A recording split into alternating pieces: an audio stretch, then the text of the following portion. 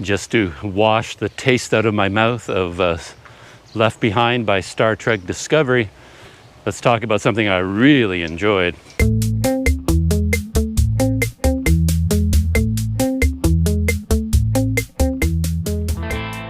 I watched a 2015 movie called Advantageous. It's an American science fiction film, kind of in a Black Mirror-ish style of science fiction, starring Jacqueline Kim. Loved this movie to pieces. Be warned, though, that it is, if you take my recommendation that it's a good movie and track it down, it may not be to all tastes because it is very slow, very poetic, very atmospheric. I thought it was a beautiful film. It has scenes in it that to me were just heartbreakingly beautiful. The kind of movie that after I watched it and I lost myself in the whole world that Jacqueline Kim was inhabiting, and then later on I watched the trailer for that movie. And watching the trailer, I just got chills all up and down my body because I remembered all of these scenes. And there's nothing spectacular about these scenes. Again, not giving anything away, you'll see this in the trailer. There's a scene where Jacqueline Kim's character is just sitting at a piano and playing the piano and singing with her daughter. And they're harmonizing. It's just a little jewel, a little perfect piece of life caught on film. I thought that was so beautiful. And there's a scene where some young girls are walking down a sidewalk and doing dancing in slow motion, kind of ballet moves, pirouetting, and just a beautiful film. But it's also a heartbreaking film because the world that, I can't remember Jacqueline Kim's character's name, unfortunately, but the world that she lives in is a harsh world. I don't really understand it. They don't explain a whole lot about what is going on, but in terms of economics and just survival, this is a tough, tough place to live. You, especially for women in particular, though I don't quite understand why, but if you are a man and you're young, the world is made for you. If you're a woman, it's hard enough. And if you're a woman getting older, this world will crush you. And again, I don't quite understand the details of how this all worked in that society, the economics. But our heroine, Jacqueline Kim, was in trouble in terms of work and money. And of course, there is a history to what's going on with her and her relationship to her daughter and other people around her. And the science fiction elements are not Star Trek or Star Wars. We're not talking about Beskar and lasers and lightsabers and mind powers. We're talking about, as I said, Black Mirror style science fiction technology based on the idea of what makes a human, and can you take who I am and pull me out of my body and put me somewhere else? Could you take who I am? Is it separate from my body? Could you put me into another body, into another container? How does that work? And that idea and the technology is what drives the plot. But I found it a marvelous film. It is the kind of film where you can't watch it casually. This is a settle in, lose yourself in this world and let it kind of take you over kind of movie. So yeah, I like that quite a bit. Kind of on the other end of the scale, I also watched the 2020 version of The Witches. And at the time, I knew nothing about it. I did not realize this was a remake of the 1990 classic. I had no idea. I'd never heard of The Witches before. I just saw this kind of funky trailer starring Anne Hathaway as the Grand High Witch, has Olivia Spencer, Stanley Tucci, Chris Rock narrates it, and I just thought the movie was kind of a delight. I enjoyed it from beginning to end. There were some things I'll get into that perhaps could have been better, but Anne Hathaway, I love Anne Hathaway. I think she is so good. I think she's underrated. one of my favorite movies all time is an Anne Hathaway film called Colossal. If you've seen Colossal, you know what I'm talking about. And if you get Colossal, and if you relate to it as much as I do, you're my kind of people. Yeah, I loved Colossal. I watched it over and over and over again. I find Anne Hathaway I keep using the word delight in this video, but she's an absolute delight to me in Colossal. And her performance in The Witches as the Grand High Witch was just delightful, campy, over the top, and at the same time terrifying. So I enjoyed it. Olivia Spencer, of course, she's great actor, great character actor. Stanley Tucci, to me, he's the coconut of the acting world. I've said in the past that every time I see coconut, I'm like, why did you put coconut on my cookie? I don't want it there. When I see it, I'm disappointed. But then I taste it and I love it. And Stanley Tucci is like that for me. I see that he's listed in the credits. I'm like, because Stanley Tucci always kind of plays Stanley Tucci. And I feel like I've had enough of Stanley Tucci. So I'm not that excited when I see his name. But then when I see his performance, I just love the guy. He is so good in his role. He's like a concierge at the hotel where all the action takes place. And he's such a wonderful, understated concierge. It's like a perfect role for him. So at first I was annoyed Stanley Tucci was in the movie, and then I ended up loving him. I thought his was a great character. But the movie is interesting to me because I think it's marketed a little bit as a children's movie, after all. Again, not giving anything away. This is all in the trailer. It centers on witches who hate children, and these witches turn some children into mice. And these mice have all kinds of adventures in this hotel as they try to fight back against the witches. So you've got campy, over-the-top, crazy witches.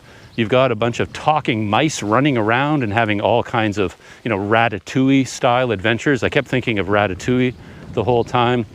So it's fun and it's upbeat and a lot of crazy imagery that they can do these days with computer graphics and the witches.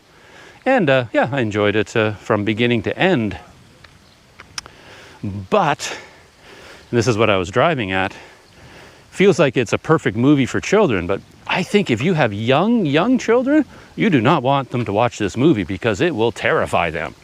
It will get into their dreams and give them nightmares for months or years. It's scary.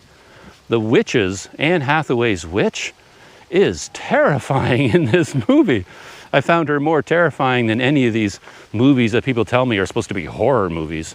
The Witches, that's a horror movie because that witch is scary. And the other witches, the way they're portrayed, the things about them, the physical characteristics just make your skin crawl. It's so disturbing. It's really something else. So I'm not quite sure who this movie is supposed to be for. I can't imagine they made the movie for people like me. And yet I loved it, and yet I don't think if I had young children I would let them watch it because I know a bit about, I don't know much about young kids, but I do know how they can be influenced by things like this and end up having pretty severe nightmares, and this movie could give them nightmares. And it kind of makes sense too because it's based on a book by Roald Dahl, and he's a thinker. He's not a casual, just whip off a funny book for kids kind of guy. He goes deep into things, so anything from him is going to be thoughtful at a psychological level. So that was The Witches 2020. And then after I watched it, I found out it was a remake. So I went back and I watched the 1990 version of it.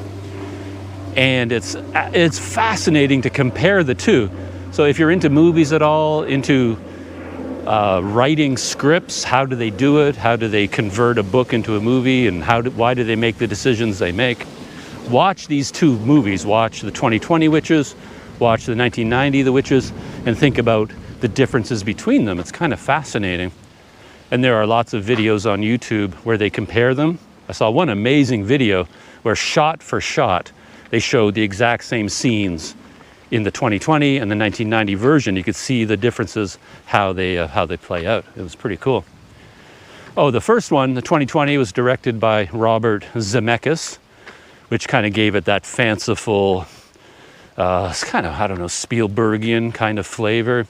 And Guillermo del Toro was involved.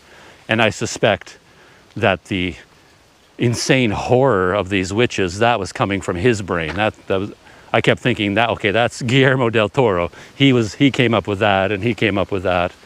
And if you've seen his movies, you know what I'm talking about. So I think he was the force behind why these witches were so frightening. Oh, this is so awesome. Look where I am, out in the countryside, farming country. And off on my, on this side, you've got sugarcane fields.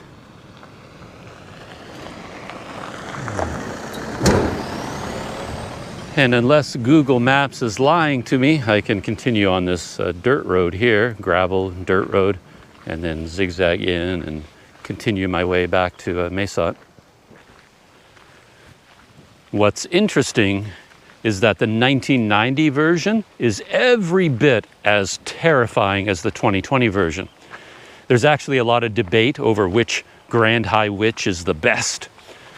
The 2020 version, played by Anne Hathaway, is all, modern Guillermo del Toro body horror, really frightening stuff. And the 1990 versions, played by Angelica Houston, and I think she got rave reviews for her portrayal of the Grand High Witch. But I think all the special effects in that film were done by Jim Henson, who does the Muppets. You know, he's a puppeteer. So we're talking about physical effects and puppet effects.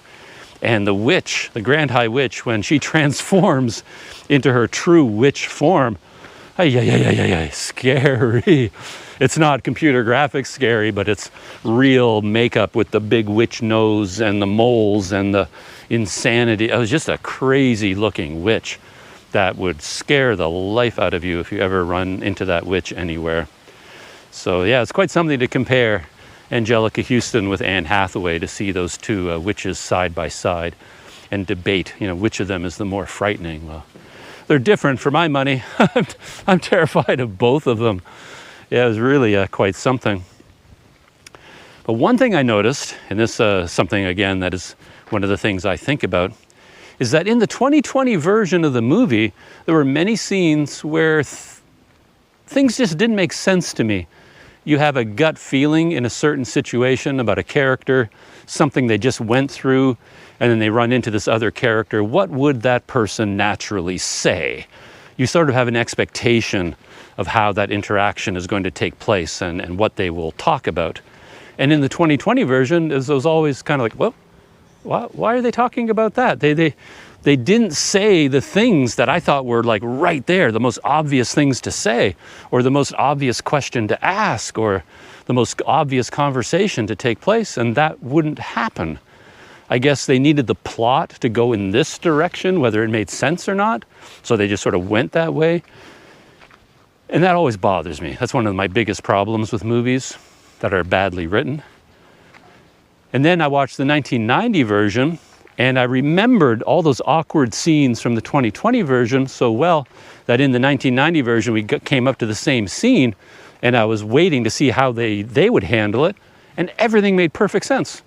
Everything, every moment in the 1990 version was smaller, more human-like, more at the human, small, daily level, and people just said the things you would expect them to say, asked the questions you would think they would ask, and they did the things that any normal person would do.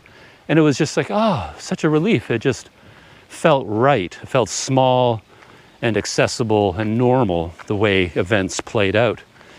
And yet in the 2020 version, it was kind of more over-the-top action, more about the special effects. And quite often, the way the humans behaved, it's like, huh, really? That's not what I would say. If I were in that situation, I'd be saying something else about the witches I just saw, you know? But yeah, kind of interesting that way. But both very entertaining. I think if I had to have one problem with the 2020 version. For me, it was Chris Rock. He narrates the movie, and his energy was just too much for this film for me.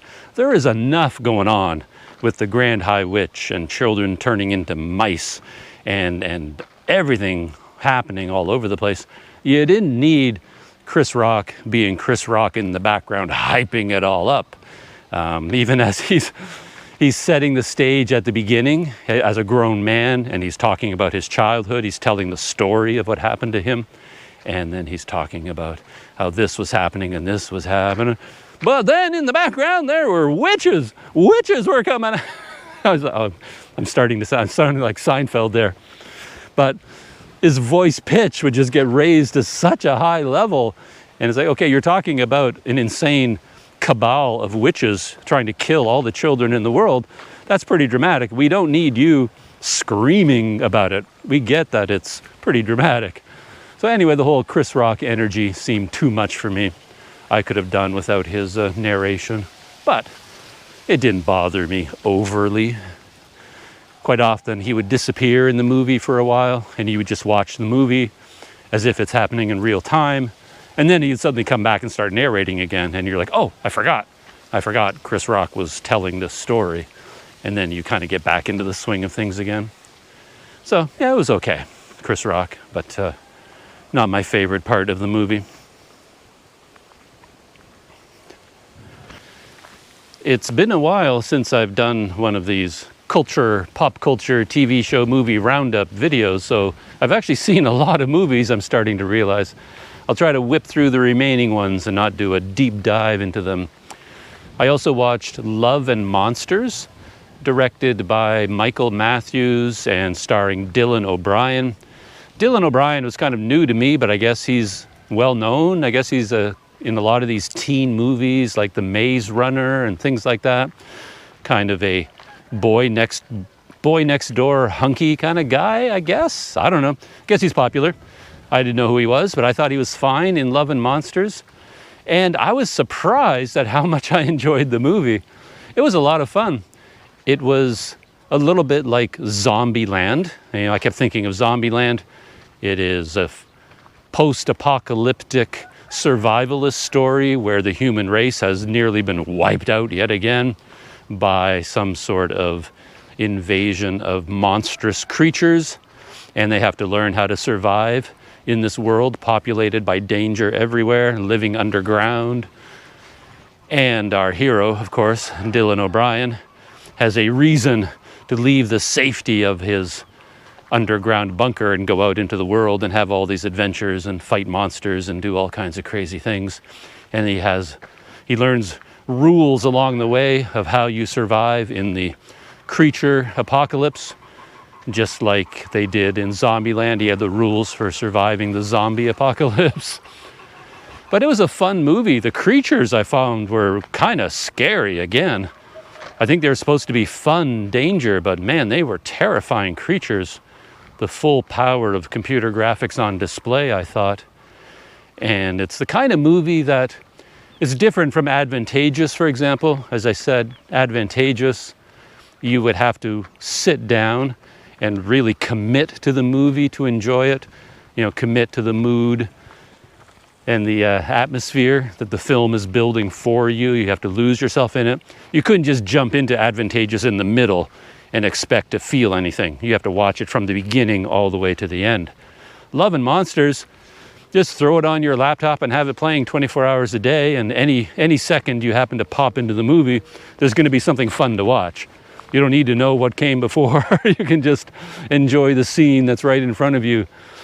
And it has a dog, of course. He has a great dog companion throughout, and put a dog in a movie and you've captured my heart, that's for sure.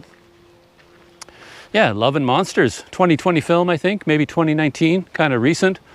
A lot of fun if you're into post-apocalyptic survival movies and you don't need everything to be grounded in reality for you to enjoy things.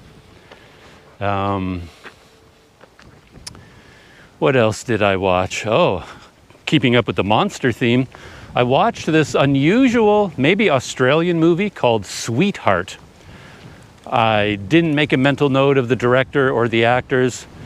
It's mainly the story of one young girl. Again, not giving anything away, it's all in the trailer. And she washes up on an island, kind of a Tom Hanks Castaway situation, where something happened and she is out there in the ocean and then washes ashore on this island all by herself, has to survive, has to learn how to survive, just as Tom Hanks did in Castaway. But with a twist. The twist is that there's a monster on this island, like a serious, hardcore, scary monster.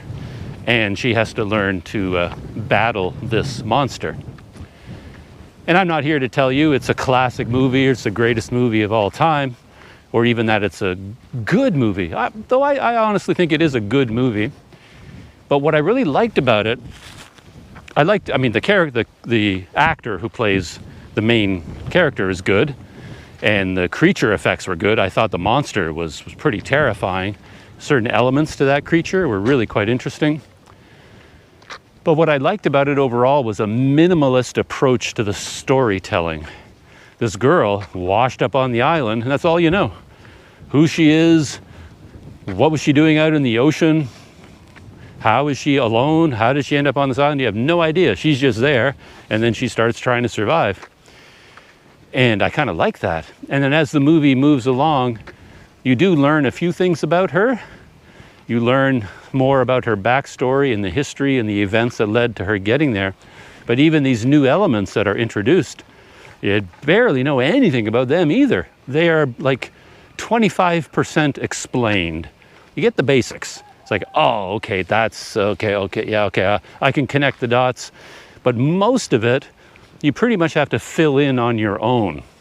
And I guess that makes sense because it's not the point of the movie. The point of the movie is the monster. We got to deal with the monster. And yeah, I mean, I love a survivalist story.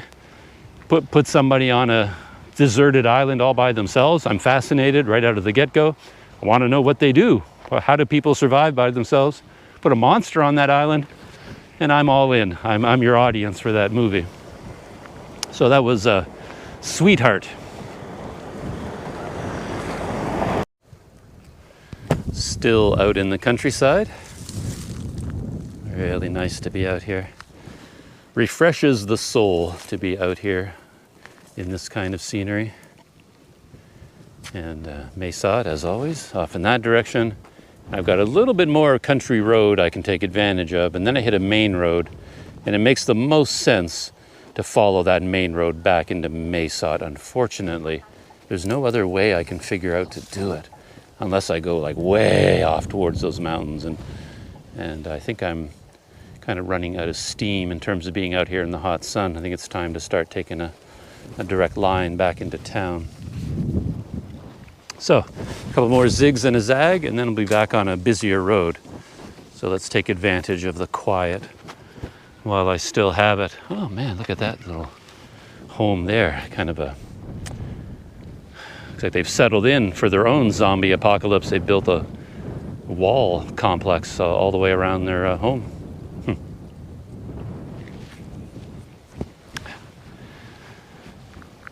But as far as movies goes, I seem to be in the mood for pretty dark stuff lately, because another film I watched was called Cargo, starring Martin Friedman.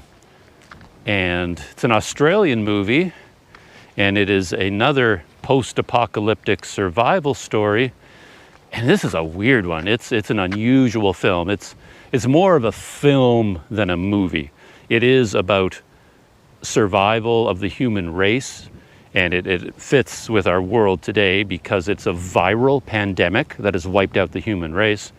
And it's a little bit commercial because this virus doesn't just kill people, it turns them into a weird kind of, like, really weird zombie. The rules of these zombies aren't fully explained, but man, they are terrifying too. They're terrifying zombies. And you get bitten by a zombie, the normal rules apply. Someone gets infected by this virus and they turn into the zombie. That zombie bites you. You have something like 48 hours before you turn into a zombie. And I think the human race has lived with this for quite a long time because they've adjusted to this world mentally and technology too. They actually have certain bits of technology adapted to this new world of a viral pandemic and zombies. It's kind of interesting. But the movie is not really about the zombies and blood and guts and blood splatter. It's not about that. It's more about the psychology of the world that they live in, these survivors in this post-apocalyptic world. And if you are bitten by a zombie and you have 48 hours to live and you have family responsibilities, what do? How do you fulfill your responsibilities to your children or to your wife or to whoever when you've only got 48 hours to do it?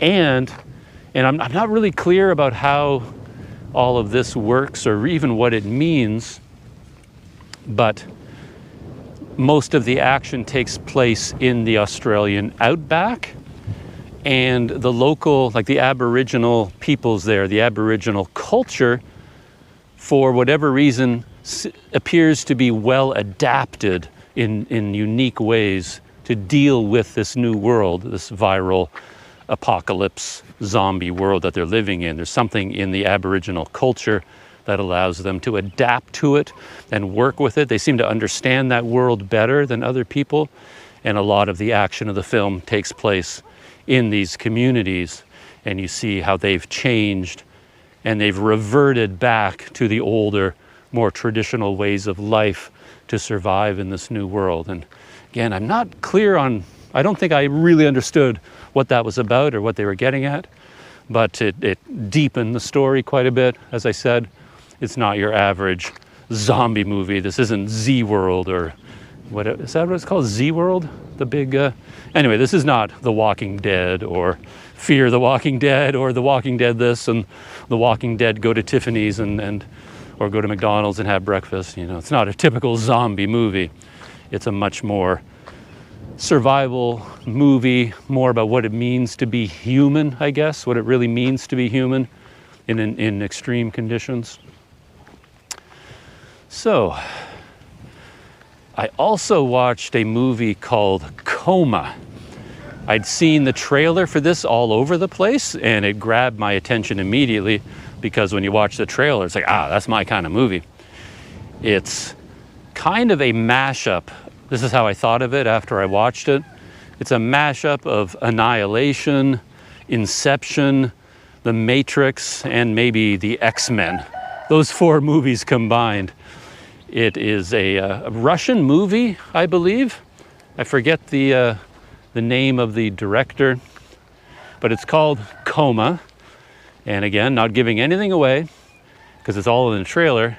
The basic idea, the conceit of the movie, is that when people go into a coma, what happens is their consciousness gets projected into a dream world. And in this dream world, everything around them, everything you see is actually built out of the memories of the people that are in a coma. So that means it really is dreamlike in that the laws of physics don't apply. So you get some crazy visuals, sort of like in Inception, where giant objects are in places where they have no business being. Things are up when they should be down. Everything is at weird angles. Buildings are above you. And then when you jump up, you actually fall up and land vertically on another, like all kinds of weird things that make no sense according to the normal laws of physics. And that's what was so fascinating to me about the trailer. And for various reasons in my own life, I've been thinking a lot about memory, the things we remember and the things we think we remember, and in my case, how truly abysmal my memory is. I've been doing some sort of mental exercises to do with memory lately, and I'm kind of astonished at the things I don't remember or how badly I remember things. So in Coma, for example, there might be a building in this world, and that building exists because one of the characters remembers that building. But of course, they don't remember all of the building. They can only remember what they saw. So the building only half exists in their world, and it may not be accurate at all because it's built based on their memories, not based on how the building really is in real life. So all through this world, you've got a mixture of buildings, half constructed, nuclear submarines, airplanes just sort of hanging in the air, but it can only be part of the airplane, or the pieces are put together wrong because that's how the person remembers that airplane being. So that's the world they live in, which I find quite fascinating. And then you have to have a story, of course, you have to have a plot. So of course we have characters who are in a coma, projected into this world, and then they try to fight their way out of the coma and escape from this world. And of course, just to liven things up a bit, the world is inhabited by these monsters trying to kill them. And if you are killed by one of these monsters in the coma world, your body dies in the real world. So it is a serious threat. And all of this appeals to me, but the story kind of falls apart. It really does. It's hard to describe, and it's not really worth even talking about at length, because the whole point of this movie is the crazy visuals and the interesting ideas that go into the world building. Once you get into the actual plot and the story and the characters and what they do, it doesn't matter. It really doesn't matter. They do a bunch of stuff. The characters kind of interact, and you got all your classic characters you would normally expect in one of these movies, and they do the things you would expect. And most of it was not that compelling. But if you do watch the movie, by the way, get the Russian version. I've noticed that there are versions out there that are dubbed into English. Boy, that's bad, to watch that movie dubbed into English. I mean, the movie really doesn't work as a dramatic film in its original language. Have those characters speaking in English in a bad dubbing, then it's really bad. So anyway, find the original. I think it's Russian. The original is in Russian. So that was Coma. Well, I've reached that main road I was talking about. Here it is here. You can tell the traffic is already picked up. And in that direction, it's a straight shot back into Mae Sot.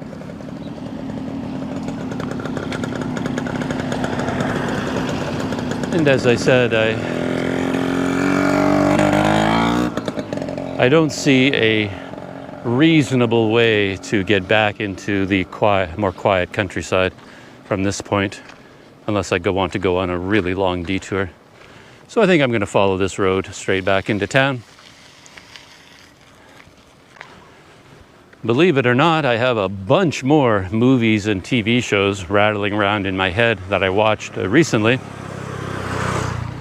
But I think I will wind this up with one, maybe two more. A movie that I saw quite recently after much delay. I think everyone else has seen it long ago. Is El Camino, starring Aaron Paul. It's the follow-up to Breaking Bad, and tells the story of what happened to Jesse Pinkman, played by Aaron Paul, after the events of Breaking Bad. An amazing concept, and I enjoyed it very much as a way to kind of put your foot back in the world of Breaking Bad again. I love that show, as many people did, and I miss it. In a way, which is an odd thing to say, but I miss the world of Breaking Bad. I'm sad that the show was over. And through El Camino, you sort of get a chance to go back and revisit it again and hang out with some of your favorite characters from Breaking Bad. So I enjoyed it from that point of view. And of course, Aaron Paul is amazing. He's always good. Certain people just have that presence in front of the camera. That's what makes them actors. You put me in front of a camera and I look fake. You can tell I'm acting.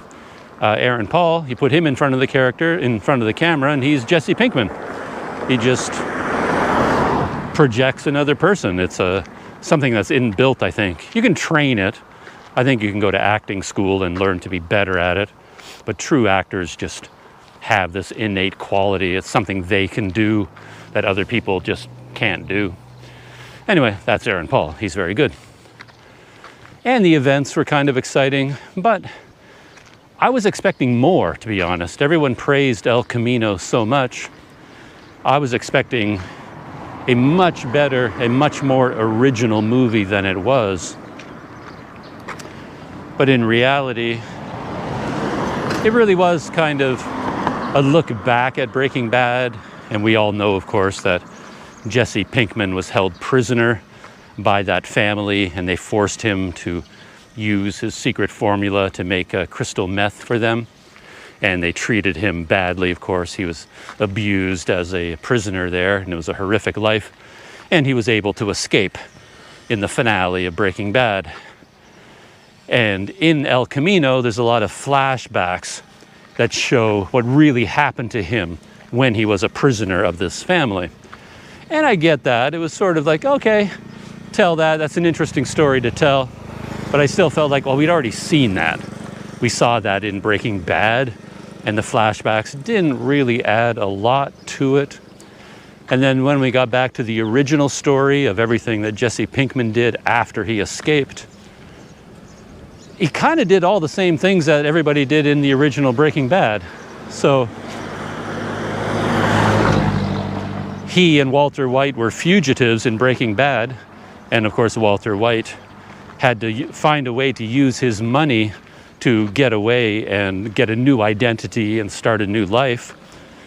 And now that Jesse Pinkman was on the run, he was still a wanted man. And basically, he had to do what he and Walter White were doing all along in Breaking Bad. He was trying to get away and get a new identity and get money and escape from the police. He was still doing all the exact same things that he was doing all through Breaking Bad. And in fact, he was doing exactly the same things that Walter White did in Breaking Bad. And again, it was well done and I enjoyed it, but it wasn't original. And I thought it was going to be something truly original. So that was El Camino. Last movie, and the only reason I bring it up is because it stars Robert Pattinson.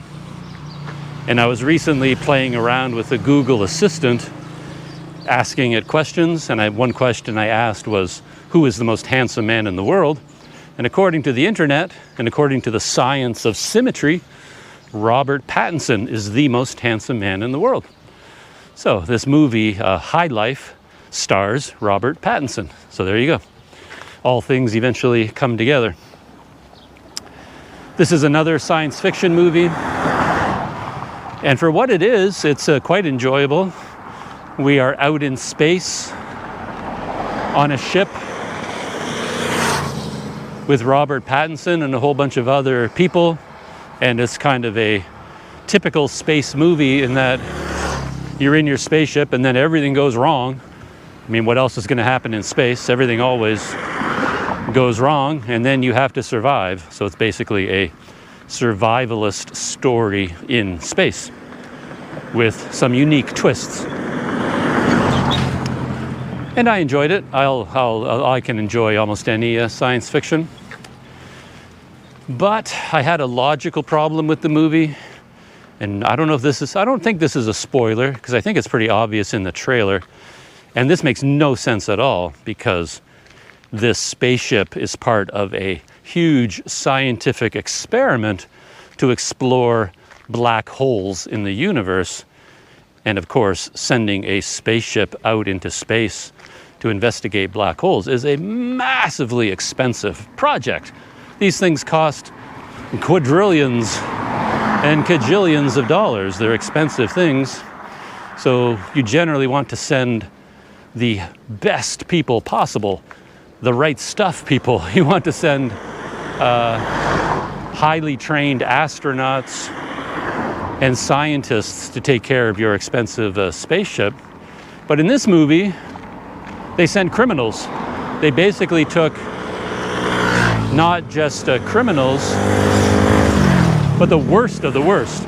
like really awful, horrible criminals who are serving life sentences, put them on this spaceship and sent them off into space to investigate black holes and do experiments. And I'm like, what?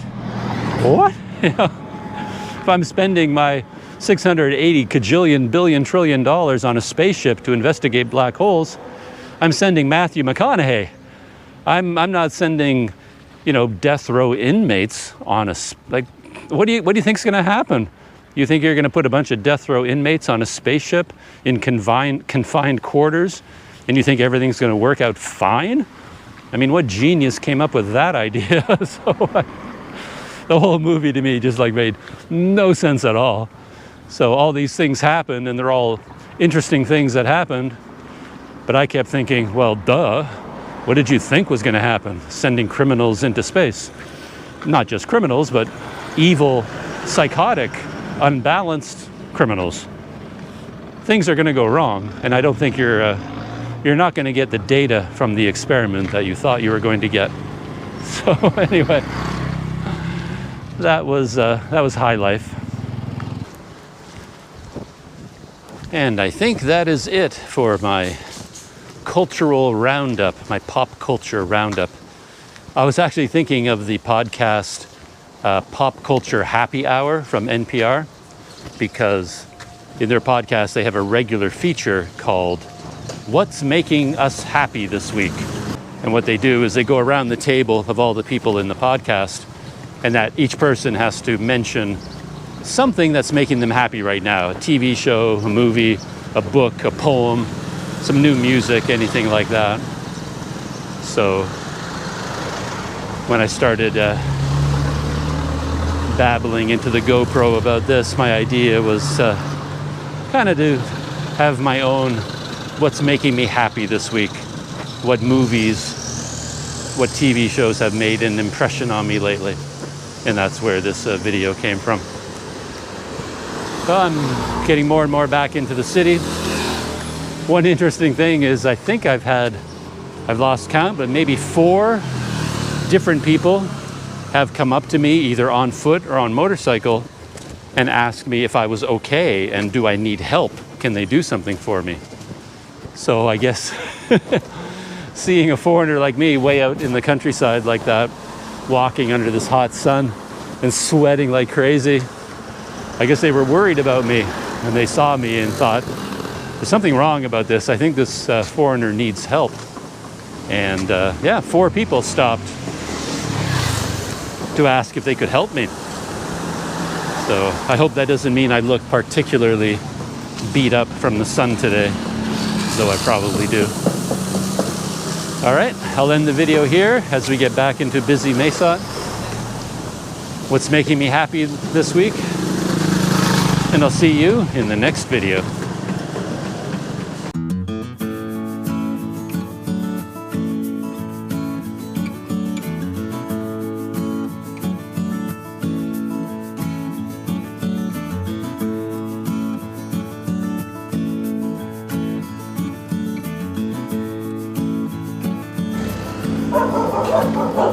And these dogs aren't too fond of me either.